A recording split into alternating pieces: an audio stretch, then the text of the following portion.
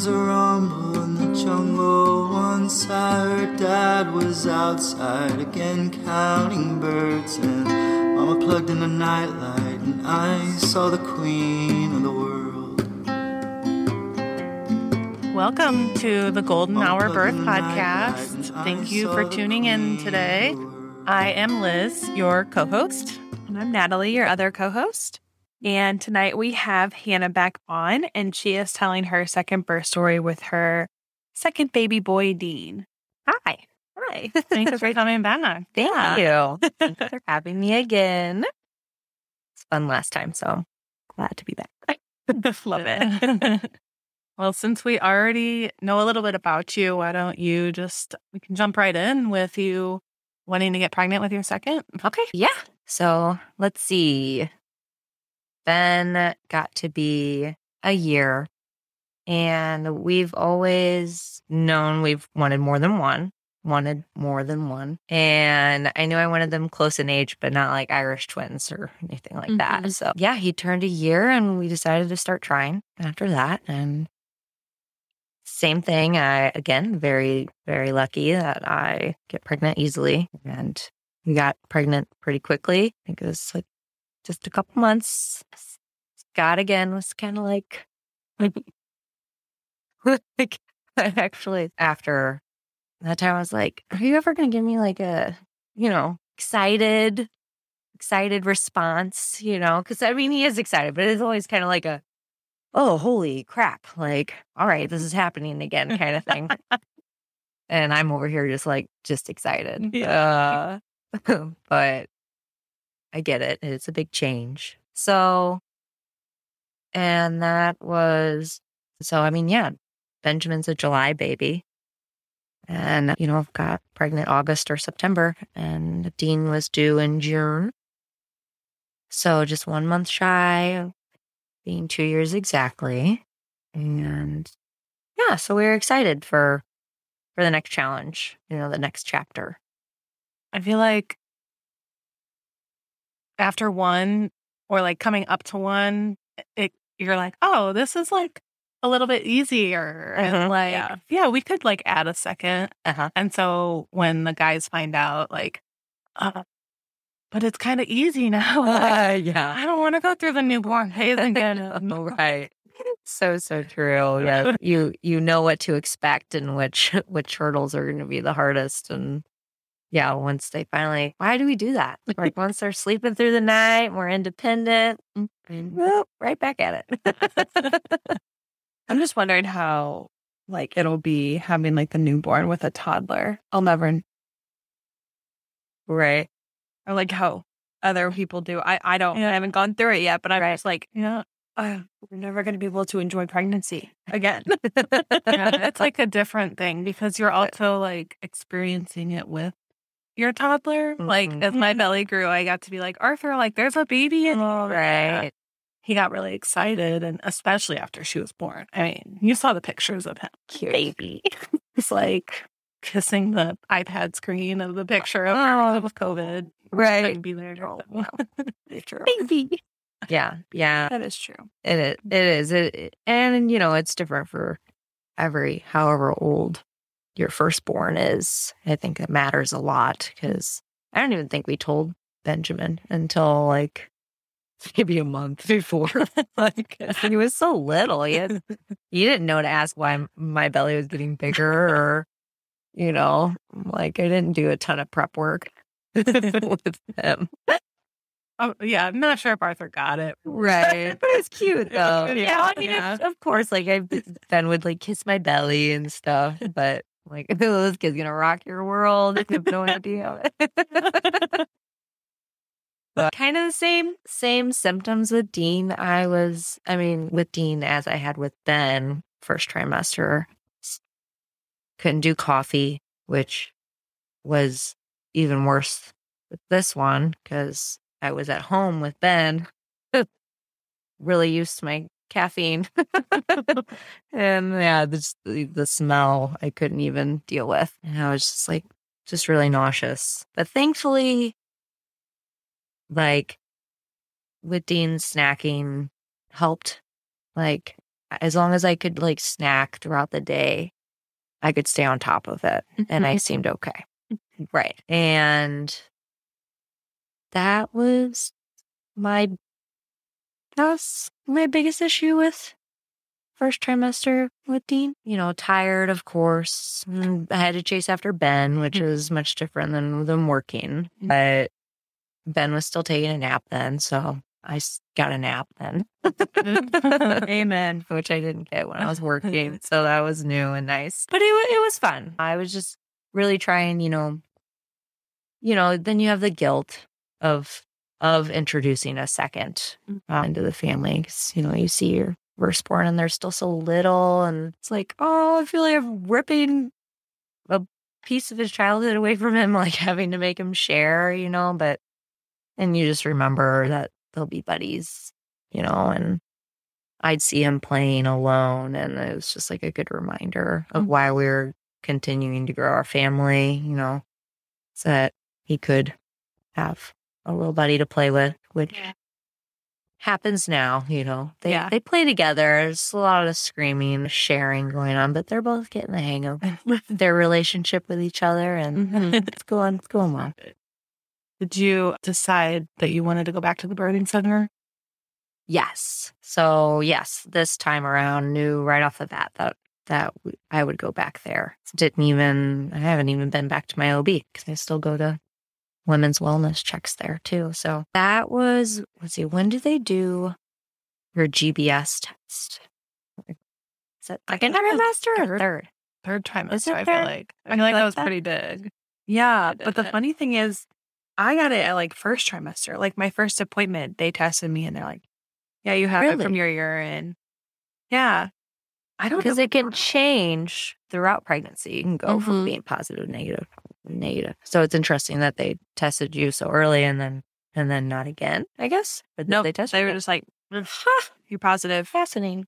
Yeah. I thought it was a third trimester thing too. I was like, am I getting tested now? Because I definitely don't remember getting it first trimester, at least second or third. But I do remember with Dean it being in the third, because that was probably my biggest struggle, that I was negative with Ben, GBS negative, which is just a bacteria that is normal in your just natural flora for people who don't know what it is, but it can be harmful to an infant for a vaginal delivery. So that is why they test you for it. And so this is really what stuck, like what I still remember the most from pregnancy, because I had to advocate for myself because I was positive and I wasn't with Ben. So I didn't know what that meant.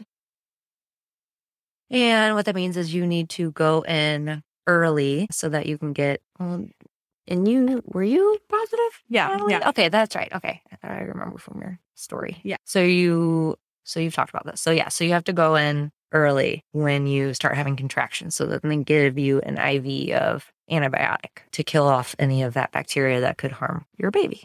So I found out I was positive, but I'm also allergic to penicillin.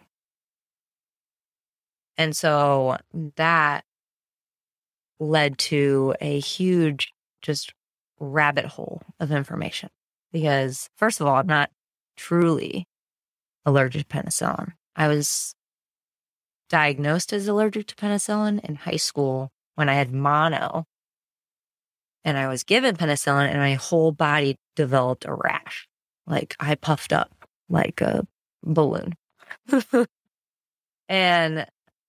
But I came to find out that you are not supposed to give penicillin to someone who's mono because it could give them a full body rash. Just that antibiotic with that certain virus, like it doesn't mesh well, which if there was a nurse here, they could go into more detail of that. But my doctor and my parents were like, it's just best just to say you are allergic because there's so many other things you can use. And if they do like inject you with it, and it could be really bad, so I went my whole life saying, yeah, I'm allergic to penicillin. So finally, they're like, okay, and then we'll give you penicillin. And I'm like, yeah, well, no, because I'm allergic. And that's when they told me they would use a different antibiotic, but I decided to research it more. And it's just not as good. And it required coming in earlier than you had to for penicillin. You had to come in like 4 hours earlier than the however early you have to come in with penicillin. And I'm like, this is a second baby, first of all. We've all heard that they come fast. Yeah. So I don't know if it's going to happen. Right. I'm like, I'm going to have to wake up and just know that it's happening and then come in. So immediately I just started, researching it and researching the different types of antibiotics that can be used and what was involved with that and like the percentage of how effective they were. And penicillin is just the best. So I told my midwives and I'm like, I don't think I'm allergic to penicillin. And they're like, but it's on your chart. And like, I just really think we should just go with the second option or whatever. So then they're really into peer review, unbiased, science.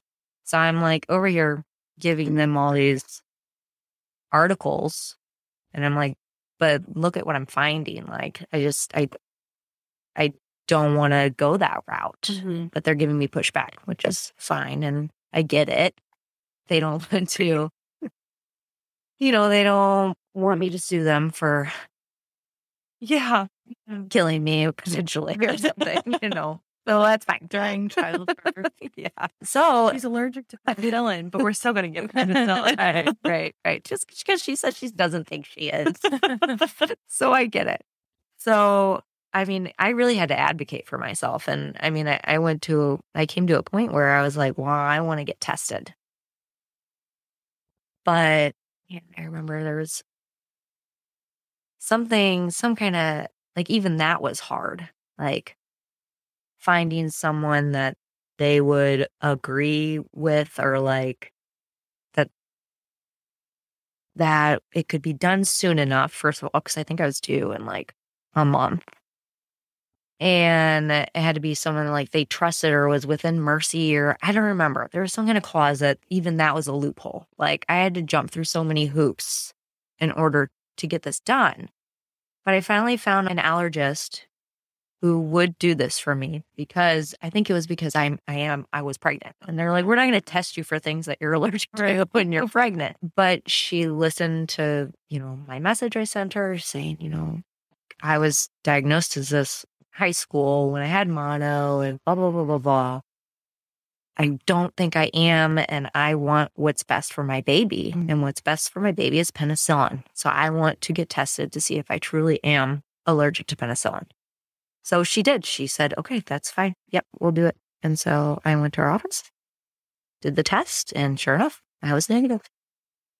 So they got to take that off of my chart, which just felt like a really big win for me. Because again, I had never really had to advocate that hard for myself. I mean, I cried several times at certain points, just feeling like I was being forced into something that I didn't believe or that wasn't even true, And I just needed them to listen to me and, and we came to an agreement, and I got tested. So it all worked out, but it was really hard. And I would say that was the biggest struggle that I had with Dean's birth. Other than that, third trimester, sleeping was hard again. Not as bad, I don't think. I think Ben wore me out enough. You're exhausted from a toddler. Yeah, exactly. And so, how far along was I? Again, so with Benjamin, I had the fake labor for weeks. And I didn't have him until 41 and 3. It's 41 and 3 days. And so I'm like 38 weeks. And that's about when it started happening with Ben. Nothing so far. And I decided to go a different route. This time, I did hypnobirthing. And, immediately it was like, meh, I'm not doing that. Didn't help me the first time. So that's when the birthing center started the Facebook page. And I was like really looking up like different mantras to repeat to myself and different methods of relaxing and coping with pain. And I decided to make a Spotify playlist of just relaxing yoga music. And I listened to that like every night, practice meditating, trying to fall asleep with it. Probably starting, really early, like probably the beginning of third trimester is when I started doing that. And, research mantras and, down, down, down was one, the classic, my body was meant to birth my baby, just more natural minded ones. But one that stuck out to me was counting.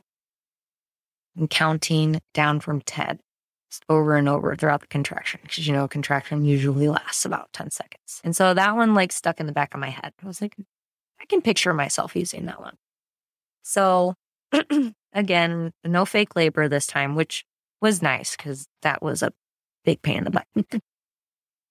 But, here I am thinking I still have like 3 more weeks since Ben made me wait so long that 38 and 6 days. It's funny because looking back, it was obvious. I was definitely in denial. I don't know if the pandemic had anything to do with that because I totally forgot that it was a pandemic until just right now. Was he born in 2020? Yes. Oh, yep. So Dean was 2020, June 2020. I'm kind of backtracking here because I, again, kind of forgot about that. Sorry. But, things had been shut down for a while. By then they had implemented, thankfully, they had lifted the hardcore stuff of like not being able to bring anyone with you, which, I think I read that in like New York. I was like researching home births in St. Louis. Yeah, you said that too. Yeah. I was like, this guy's my birthing partner. Like, I need him. He's coming in. I remember hearing that and just being like, just like, that's insane. Can you imagine? Like those women were, I just feel so bad for them because that had to have been so traumatizing, especially if it was your first. Like I could have done it second time around. I knew what to expect, yada yada. But yeah, my heart still goes out to them. There's probably so many women that would do that, or that had their babies all by themselves. That's like back to the olden age. A whole generation was like traumatized.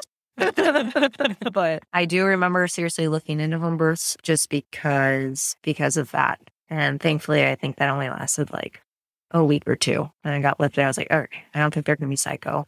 So I can chill. Still be with the birthing center.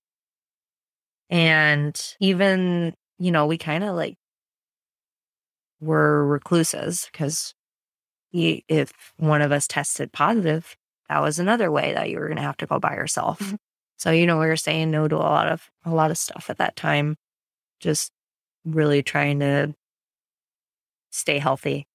Not to mention, I'm like, I can barely change my sheets right now. Like, I don't want to get some kind of lung issue, like when I can barely breathe as it is. Yeah. And so I don't know if that in the back of my head had to do with maybe any denial that I had going on about the fact that I was in labor. Because I did lose my mucus plug that morning, 38 and 6, June 3rd.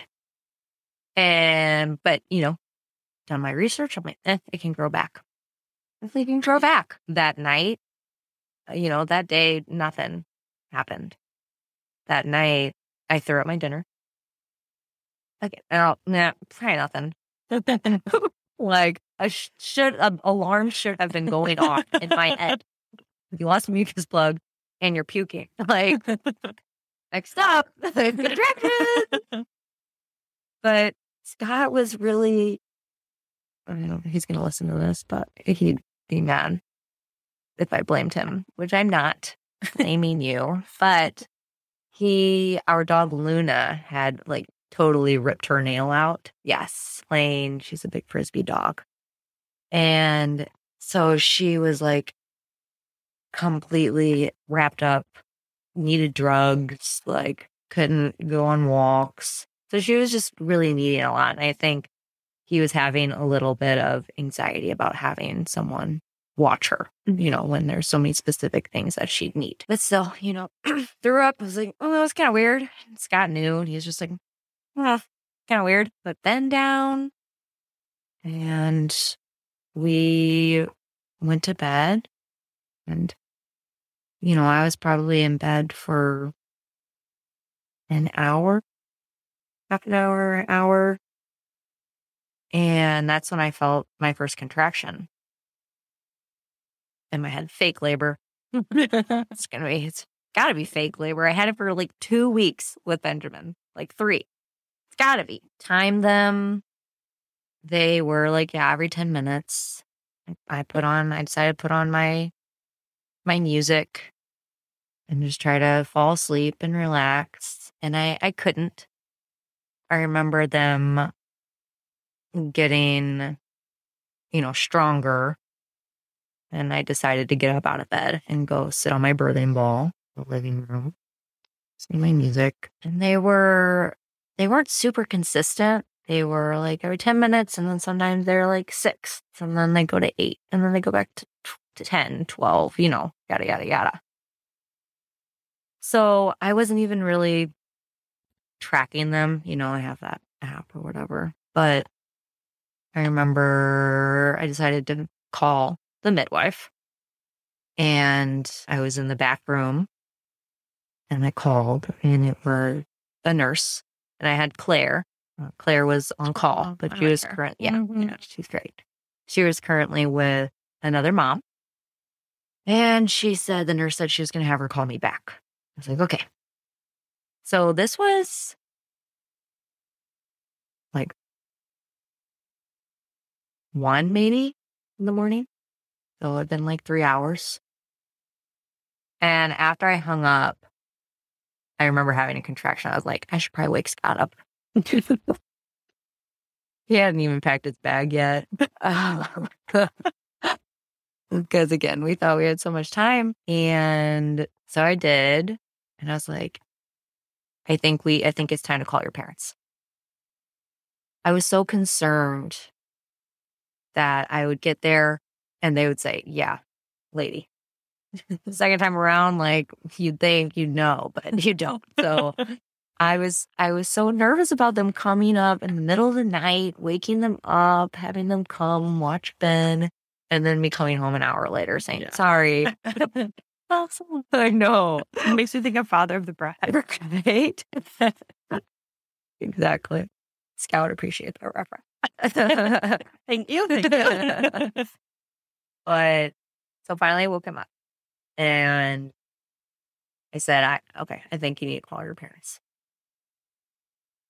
So he does, says, yep, if we need to, we're going to head to the hospital here as soon as you get here. Okay. His parents are amazing. Very thankful for that. I'm the contractions are pretty strong by then. And I know that I'm having this baby. It's happening. You finally got there. Finally got there. Okay, so things really start to happen. So he called his parent to come. And I mean, like 10 minutes later, I'm saying, you need to call your parents and tell them we're leaving. We're going to leave Ben upstairs sleeping. They're 10 minutes away. He'll be okay. We need to go. We need to go. So he does. You can tell with that second. Like, oh, things are happening. Yeah. I felt him drop. When I was in bed. When I was in bed. But I didn't know. I never experienced that with Ben because I think I was so numb. There's so much pain and pressure, yada, yada. That when it happened, I was just like, well, that's kind of weird. Anyway, I'm in the hallway, which is our bedroom, and then the threshold to the stairs to upstairs. And then just a tiny little hallway, and then the bathroom. No shower, half bath. And So he calls his parents. He says, we're leaving and it'll be okay, but we got to go. She didn't realize how far along she was. Hangs up with them. Next contraction, I'm saying, call a midwife. Call a midwife. Tell her what's happening and probably call an ambulance. And because, the contractions were so strong. They just I just felt like they went from that thing to transition. And I felt up inside me and I was like, he's coming. This is the head. And so Scott, he did so good. He just had, 2 phones, midwife. And he's like, yeah, she can hear me over the phone. And so she knows, during that next contraction. At some point, again, I just wanted to have a home birth. I swear, guys, apparently. I had put on a Depends, just thinking if I did start leaking or whatever, I'm in my house, I don't want to clean it up. And I'm on the little threshold, the stairs, and I'm holding on and I'm like, yeah, he's coming. And so Scott's on the phone with Claire and he's on the phone with the ambulance and he's going back and forth. And I was not moving, I don't know if he asked if I wanted to the bed or something, but I was just, he was, thankfully there were a closet of towels behind him and she's telling him, get towels. And my dog, Samson, I think he stuck with me the whole time. Luna was asleep on the couch. But during this, Scott's seems really interested in what's happening down there. Dogs. And so he's pushing him in the bedroom, get out of here. She doesn't need you for vagina right now. And yeah, so during that next contraction, my water breaks. So that was transition. What I felt was my water bulging, not his head. Oh. And after my water broke, just, that feels better, There's just so much pressure. It really felt like his head was coming down. And, okay, so then by then, the ambulance has made it. The firemen have made it. In-laws have made it. They're all swarming it. If you guys know how small my hallway was, you'd be like, wow. There were 7 firemen and 2 EMTs. And then my in-laws were in the living room. And, the EMT, he's really trying to get me to get in the ambulance, because they're not fully equipped if something were to be wrong. And in my head, I'm I just need you there to do CPR if something's wrong. In my head, I'm not even thinking about myself, hemorrhaging or something, which I bled a little bit with Benjamin. I had to get, a shot of Pitocin and stitches, but that's about it. So it wasn't in my head that was going to happen. And so after my water broke and they're coming in now and he's like, do you think you can move? And I'm like, yeah, I think I can. I say I can move, but then I'm just not moving. And I'm still kind of clenching. And he's kind of waiting for me to move. And my next contraction comes. And I'm like, nope, we're not going anywhere. This baby is coming now. And they, again, I think I had another contraction and he's like, we should go. And I'm like, we're not going. Just prepare yourself. This is happening. And yeah, I think from there, I was squatting, I think.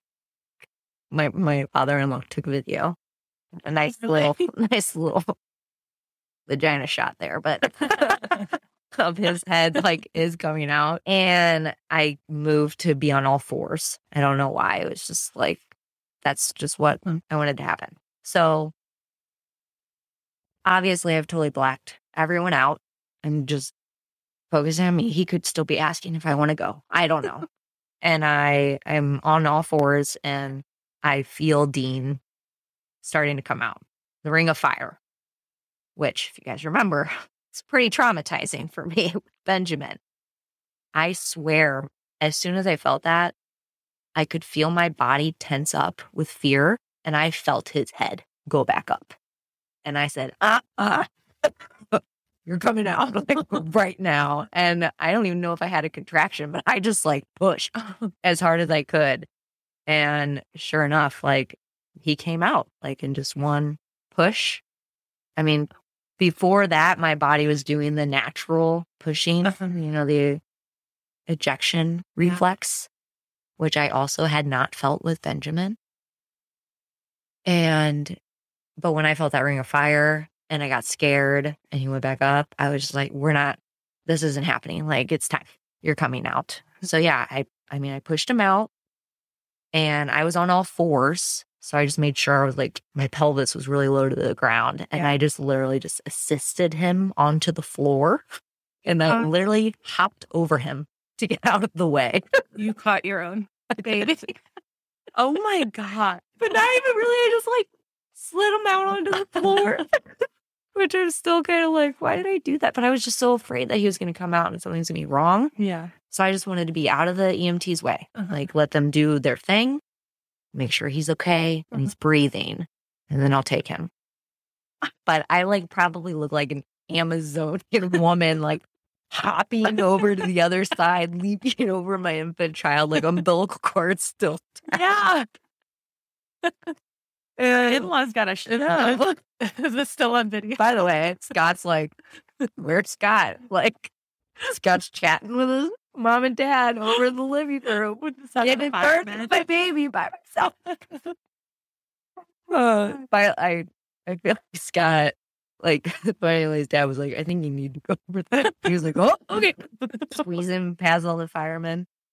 And yeah, I just remember him like grabbing on my shoulder, like he was there all of a sudden. I don't know what part. I don't know if it was, I think I'd already delivered him. It's kind of fun I get to say that. But did Benjamin wake up through any No. Don't you like love how that happens? I They're know. just fast asleep. I know.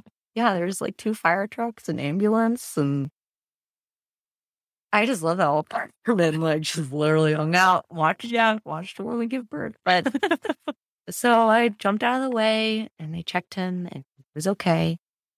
And they started handing him to me. I was just like, oh my God, you're so cute. I just like remember him just looking so little and like he had a perfect head. Benjamin's head was obviously a little coned, a little misshapen from being stuck in my canal for so long. He had like, I think my pediatrician said Ben had the biggest hematoma she'd ever seen on his poor little head. Oh. But Dean did me so good. He did me so good.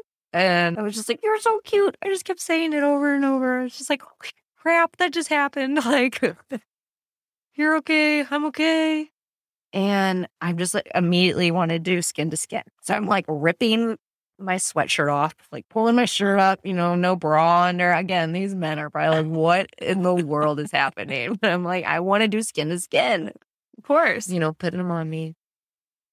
And oh yeah, I was just like in shock that happened. Shouldn't have been, again, from all the signs. And from there, so fast. It was a 10 to 2, basically. Wow.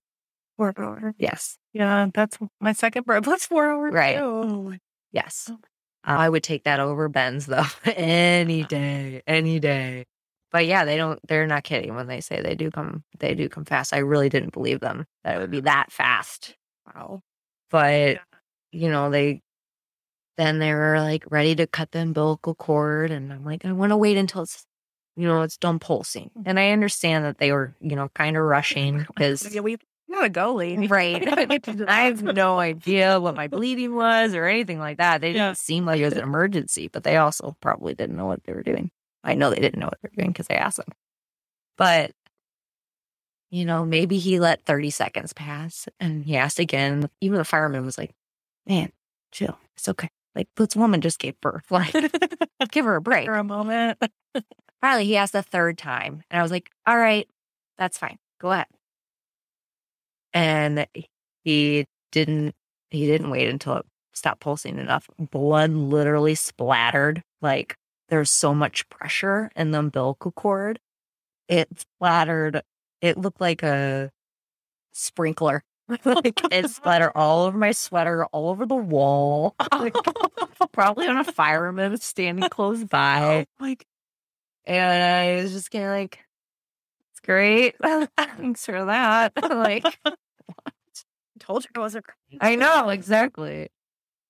And, it was fun for my in-laws because they had never like got to hold one of their grandchildren that fresh, literally like a minute probably. So they got to see him before we go. And they're amazing because obviously we left a big old mess for them in the hallway. I'm still like, we texted them the next, they were like however many hours later, we're like, sorry. Although they've had, 4 children. So they've been through it. In your own house too. Right, in my house. Yeah, we had towels at least. But they loaded me up on the, what is it called? Stretcher. Thank you. I was going to say. And I kept calling you. I know. That's not the right term. I don't know. That sounds like a death. Like this. Right? Right. Okay, thanks. Stretcher. Stretcher. Yeah. And they, Scott's holding Dean and they get me in. And so like immediately when I'm sitting on the stretcher, I'm so uncomfortable. Like your blistering to come out? Yeah. No. So I'm like sitting, I don't know why I'm so uncomfortable, but I'm still having contractions and they hurt so bad. And, they put me in the ambulance and then he's saying he's going to give me an IV. And I'm like, why? I don't need an IV. And he's like, you just had a baby. And I roll my eyes and I don't feel like fighting and arguing with this guy. But in my head, I'm like, just because you have a baby doesn't mean you need an IV. No, I didn't need an IV with number 1, but I needed number 2. Yeah. But just in case there was something really wrong, I was like, go ahead. Come to find out, it was like an extra $200 charge later. I'm like, money. I was kidding. What about? Right? So, I felt every single bump on the way. And I probably sounded like so mean to them. And I don't mean to, but I was just like in so much pain. I was just like, are we there yet? Because it was like riding a horse bareback. Like I was just, really bumping on top of my placenta. Mm-hmm. And, they don't know what they're doing. They don't, I even asked, I'm like, so have you ever delivered a baby? No. I could tell. And as soon as we get there and they're like unloading me, I just have a natural contraction and it just like, I like kind of go on my side and it like plops out of me. And I just immediately am like, oh, thank God. That is what that was. And that needed to come out.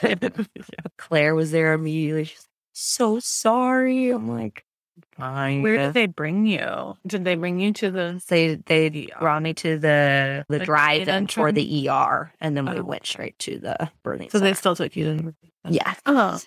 Yeah. Yes. Yeah. Claire met us there. And then we all walked to the birthing center. And, yeah. I thought you delivered in the hospital. No. You delivered at home. At home. On hallway. I know I can never sell my house. No. Yeah. Deliver special. No. I think that's going to be a really cool story one day. Yeah. I have friends who are like, I told my hairdresser that story. And what do I know? It is wild. Again, I don't know why I was in so much denial. And yeah, I guess I didn't expect it to go so fast. And it was just, I'm just very glad that he was okay and that I was okay. I still had some bleeding. She was concerned because she didn't know how much bleeding I had, earlier. And then, of course, GBS positive.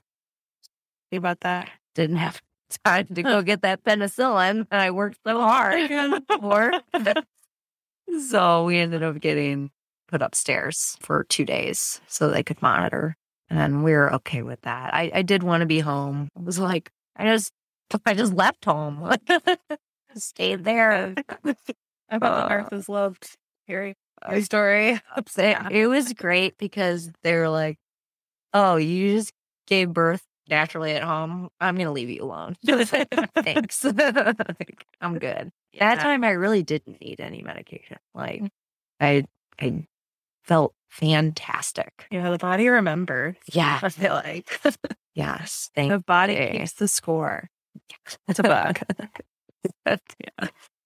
Yeah, I feel like with the second, everything just happens quicker. Right. It's stronger, but it's like, I just love that I felt the things I didn't feel with them. The, dropping into the canal, the natural reflex of pushing, being able to actually use my pelvic floor to push and knowing which muscles that was. That was just so wildly different. I was so unprepared with Benjamin for that I think that all really helped. Yeah.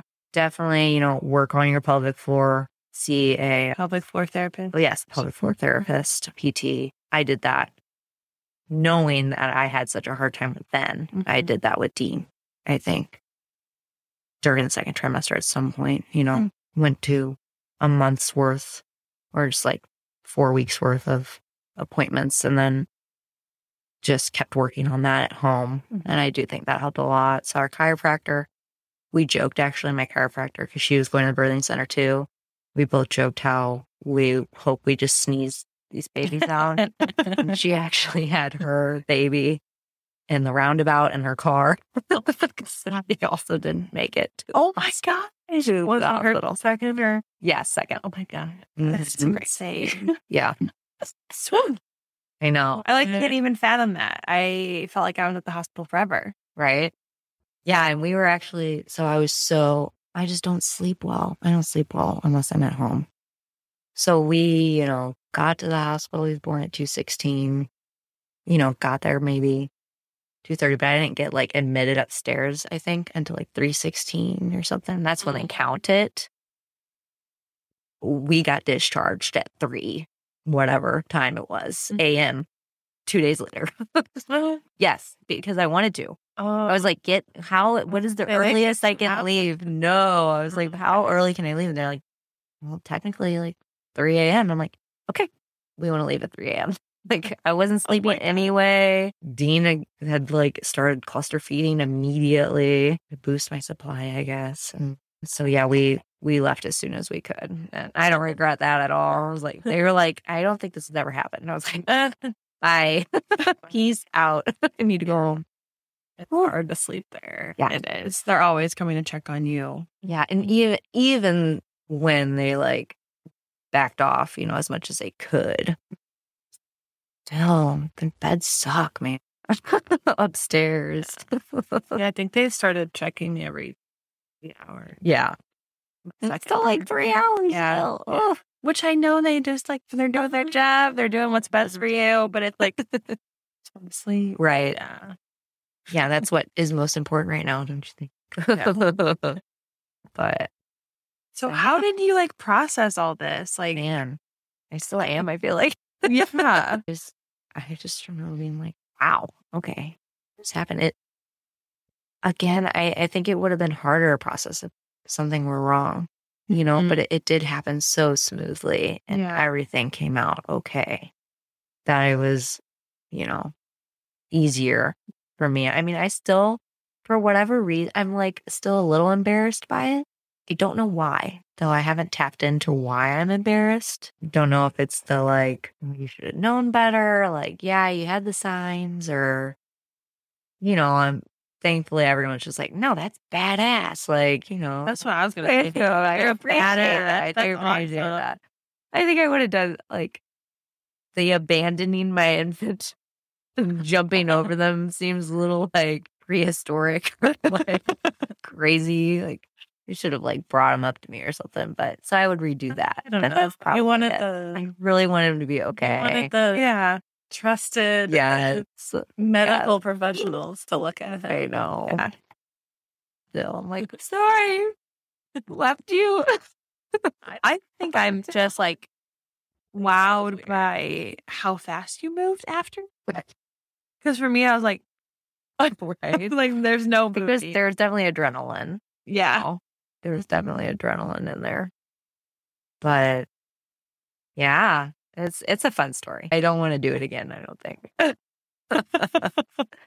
Although I'm not against home birth. I'm like, I already did it technically. And it would be nice to have it be more calm, a little less chaotic, less people I don't know. Maybe prepare for it. Yes, prepare. Maybe be in my bed.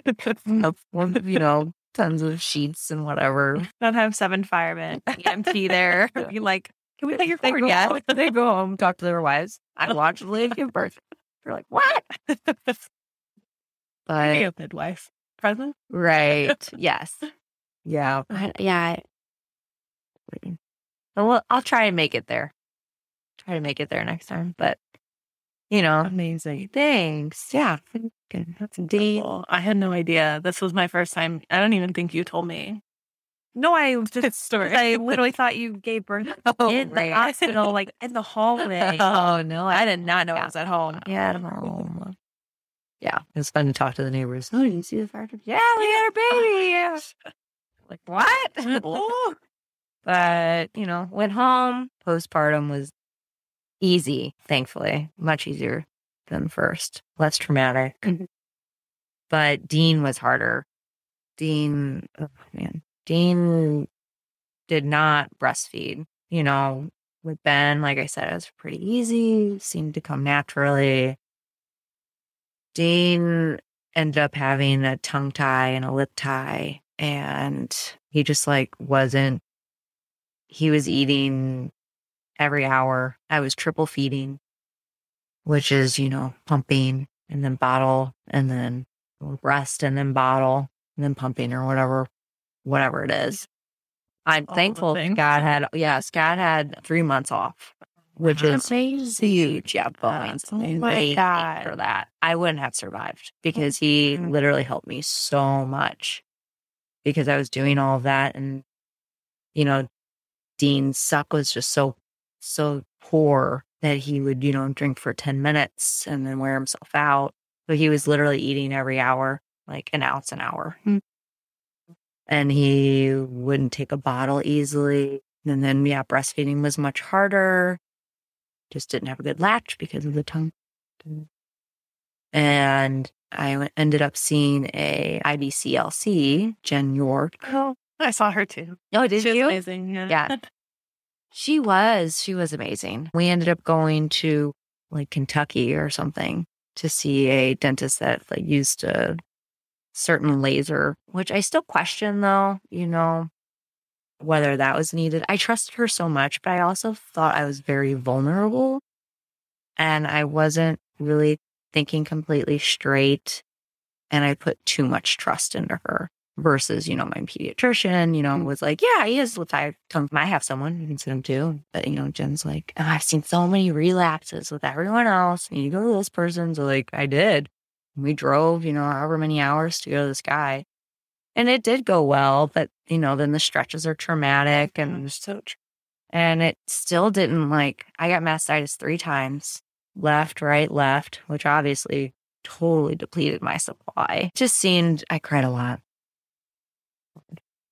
Thankfully, Scott was there helping Ben. He was mostly in charge with Ben. And it just seemed like Dean getting older helped the most. Yeah. Because, I feel like if it was truly a tongue and lip tie, it would have been his issues should have cleared up immediately, but they didn't. Mm-hmm. So there's definitely some other stuff going on. And I just feel like, it's hard to get that support, even I like my pediatrician a lot.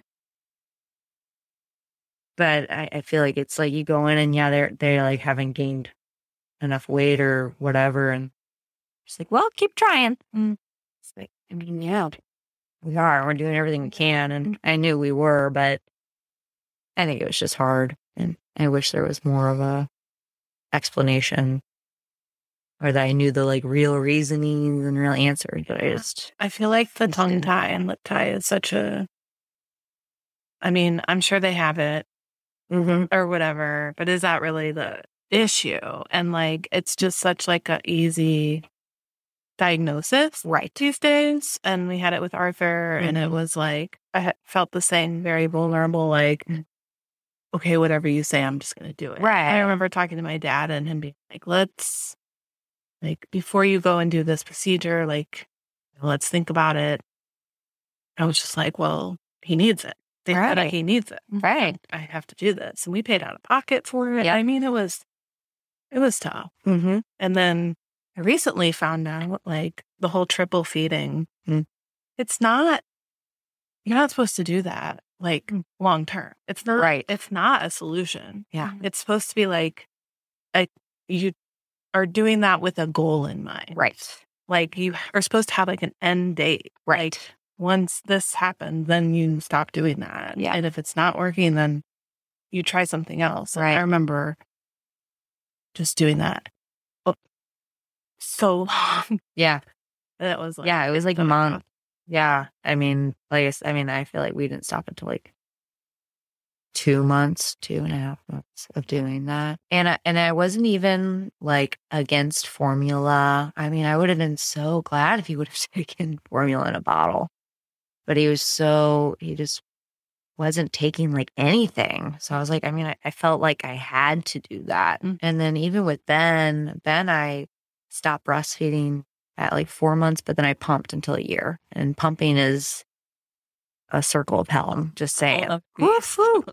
So then having to do it like once an hour with Dean really did put me like in a bad place, because I hated it so much. And for some reason, I told myself I had to do it with Ben. And I do think like first time moms kind of are a little stubborn with that for whatever reason. And then, thankfully we come to our senses with the second time. And it's, if it's making your life too hard, formula is great. Like, babies thrive on it. Give it to your baby rather than totally deplete yourself. And I'm glad I'm at that point now. And yeah, I was even with Dean then, and he ended up being a formula bottle baby, but it was a long road getting, not looking forward. I'm like, number 3, don't do me bad, don't do me wrong. Come on. It's like I had such a perfect delivery, like in a sense. I'm like, and then postpartum or like nursing infant stage was like so rough. Yeah. It was opposite for Ben, so we'll see. That number 2 always throws you for a loop. I know. I do. Yep.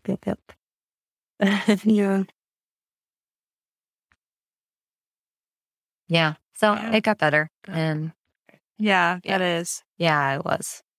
Yeah, I think I'm still, working through Dean's first few months. Yeah. Just because it was just kind of like a WTF. Like, what was that? Like, in the moment and after, even now, he just turned 2 and I'm still like, dang. Because that was your first experience with having issues. Yeah. With breast. Right. Even though it was your second child. Yeah. And even then it was like, because, Ben, I saw a lactation consultant for little stuff and, stopped breastfeeding at 4 months because he hit the, strike zone or whatever. And then that's when I got into the deep of spending $1 million on pumping stuff and adding in a remote start for my car so my boobs wouldn't fall off in the winter. God, my boobs need that. He didn't question it, thankfully. But breastfeeding is not free. No, dang, it's not. I mean, maybe if you're very lucky, unicorn boobs and a unicorn baby. It's not common. Oh. Yeah. Those Geminis. Because he's June 4th, right? Yeah, June 4th. I'm the 5th. Yeah. So yes. I just get it. We just do what we need to do. Even to this day. Yeah. Yeah. That's an accurate description. Yeah, so June 4th and July 4th. Oh, wow. That's cute. Yeah, they made it easy for me. To remember her. No. Yeah. Definitely. And see if this one's December for it. Right? That'd be Better funny. be. Guinness World Record. I think I'd sign up for that. Yeah, trifecta. Yeah. Or like maybe I'll just plan a C-section just for my memory's sake. I'm just kidding. That's amazing. Hannah, thank you so much for sharing your second Thank you. Thanks for having me. The wild ride. Yeah. I know. It is a lot of fun to relive, bring up the good and the traumas. Good to go through. And it's nice to talk to, other moms. And I think it takes a village to raise a kid, but also takes a village for, moms and mental health and all that. So yeah, being open to it is good. Yeah. It's perfect. For photos and more information on Hannah, check out our website, thegoldenhourBirthPodcast.com. You can also find links in the show notes to follow Hannah, Natalie, and Liz on Instagram and Facebook. There are also links for great resources there as well. If you enjoyed our podcast, please share with your friends and family. And please give us a 5-star rating on Apple and Spotify so that more listeners can connect with us. And we'll see you next episode. Bye.